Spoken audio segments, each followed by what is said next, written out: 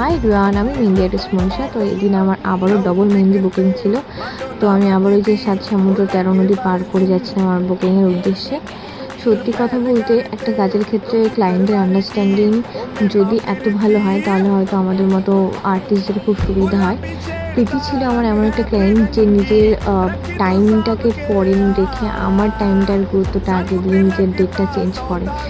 ও আমাকে এতটা সাপোর্ট করেছিল, ইভেন আমরা 1 মাস আগে থেকে বোধহয় ডিজাইনে কনভারসেশন করেছে। ও টাইমলি আমাকে মেসেজ করেছে, রিপ্লাই করেছে। থ্যাংক ইউ সো মাচ প্রীতি, এতটা সাপোর্ট করার জন্য। আমার ফার্স্ট টাইম ছিল এত ভালো একটা ক্লায়েন্টের সঙ্গে যে আমি কাজ করেছি। যাই হোক, আমি চেষ্টা করেছিলাম ওর রেকমেন্ডেশন অনুযায়ী ওর কাজটা করে দেওয়ার।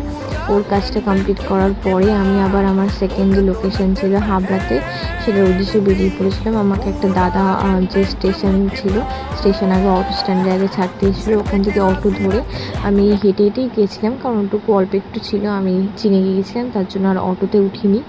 ওখানে গিয়েই বিধাননগরে গিয়ে দেখি প্রচণ্ড ভিড়। তারপরেও আমি ওই ভিড়ের মতো সিট পেয়েও গেছিলাম, লেডিস ছিল, একটু ফাঁকা ছিল। ওকে তো তোমরা চেনো অনেকেই, অনেক ভাইরাল। আর যদিও আমার সঙ্গে দেখা হয় অফিসে যাওয়া আসার পথে, ওর সঙ্গে দেখা হয়, ভালো ছেলে। হাবড়াতে নেমে দেখলাম বৃষ্টি হয়েছিল, আমার খুব খিদে পেয়েছিলো, তো একটু ওআরএস আর বিস্কুট কিনে নিয়েছিলাম। বিস্কুট আর ওআরএসটা খেতে খেতে দেখছি একটা দিদি কত কনফিডেন্স সহ রিলস বানাচ্ছে।